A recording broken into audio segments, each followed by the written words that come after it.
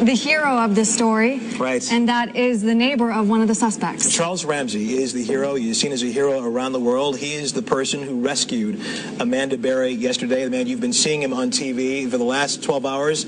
Charles, got any sleep in the last, I don't know, a couple hours, you told us? Man, yeah, about two. About two. About two, just because you want to go to sleep because in your heart you know you've done a good deed, but since those kids were next door to me, it's hard to sleep. Sure.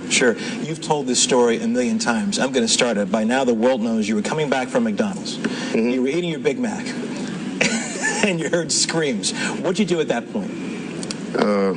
This girl, her scream was so loud, children stopped playing. That's what made me look outside. That's how loud her scream was. So you figured a tree fell on her or something. And I went outside and I looked, and she was just kicking the door, and I look and I know there's no woman that's supposed to my knowledge, that lives next door. And like I said on the interview last night, I said, well, that ain't right. That's a white girl. There's no white family that lives here. Mm-hmm. So maybe it was his girlfriend. So I did what I had to do. She said, help me out. I want to get out of here. So that's why I said I thought it was a domestic dispute. And keep in mind, I know Ariel. I didn't know Ariel had a girlfriend. That's why I couldn't understand how you got in the house in the first place. Wouldn't he bring you here? You know what I mean? So I opened the door, naturally, as you can see on the news, and it wouldn't, bro. He had a lock on there, and you couldn't open that. And the police had to, when they got there, they finally, got it ajar. And Amanda says, it's two more girls up there. And I looked at her, and I looked at the cop that was in the middle of the street, and he said, it's what? And she said, yeah, I'm not the only one. Mm. And they went up there, and about, 15, 20 seconds, they were coming out with Gina and that other girl. And I said, oh, my God. Charles, you've done so much, and we are all grateful for the fact that you were there then and that you were able to help them. As you go through this, a lot of people were wondering how the community didn't know. Were the windows boarded up? Had you not heard anything in that house? All I would hear was salsa music. That's all he played, naturally. One day, I was playing my music, obviously too loud. He came to my house and told me, turn my music down because I'm disturbing him. At this time, he was a bus driver. I understood that. He had to get up in the morning to go drive the bus. Then, when that came about yesterday, it had nothing to do with you getting some sleep. That's why I was bothering you. And why I had to turn my music down. How can I be disturbing you? What are you doing in there? You weren't reading the Bible. I see, but you knew him. You told you had barbecues with him. You listened to salsa. My next door neighbor, just like you lived there. Yeah. I would come out in the morning. If the mail is in the wrong place, I grab it and give it to you. Same thing. When you called police and told them, what did they say to you? He told me, he says, you got who? I said, I got Amanda Berry with me right now. Send the police. Then this dispatcher said, stop playing on this line. You don't got her. I said, well, send the police, moron, and arrest me if I'm lying. They didn't believe me.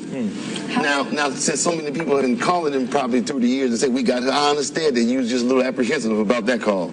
She called too. Now you got two people calling you 911 at the same time. Somebody can't be lying. How did Amanda look when you finally rescued her? She was trembling, happy that she saw someone else other than her captives. Yeah. But her main concern was that child. I didn't know what that baby was crying about. Did she come out with the child? Yes, and I was like, who's this kid? Yeah. And she said, well, this is his daughter. His daughter. And I'm like, well, how? If you were kidnapped, you weren't pregnant then, and then they do the math.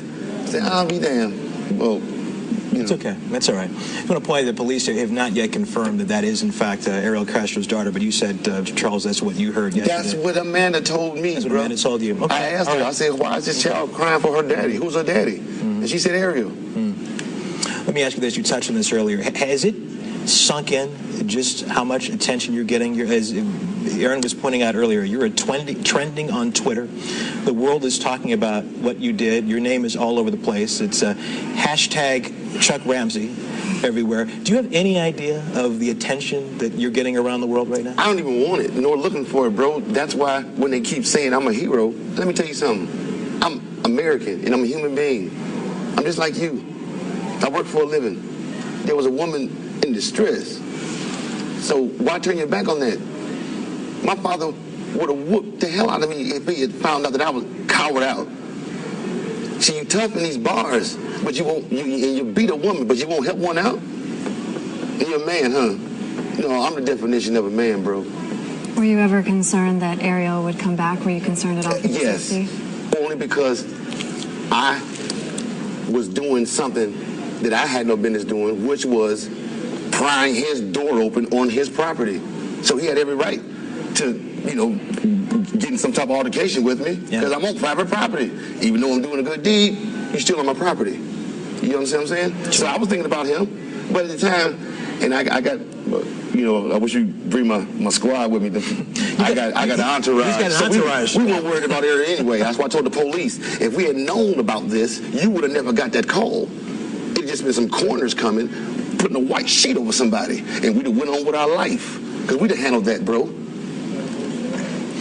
Another question that we've been wondering is whether the family or police ever went door to door in that neighborhood asking questions about, whether you had seen Amanda or Gina or any of the other missing girls. Honey, I've been living on this street for a year. I'm from the east side, Richmond Heights. So I've been watching this coverage ever since it came out. You know what I mean? Yeah. So as I'm hearing, as I'm in the neighborhood, that they did their supposedly thorough duty, and then it just stopped. But then I'm hearing you got social workers that actually went to this house, knocked on the door, but they couldn't get in, so they just stopped going. As you said, you have an entourage, and your manager over there is saying you have to leave. But let me ask you one last question before you go. You talked about you're not a hero. You were doing what you had to do. No, bro. Knowing what you did, knowing the attention that you're getting, knowing how grateful people are that because of you, these ladies are now free. How do you feel today? Oh, I'm all right.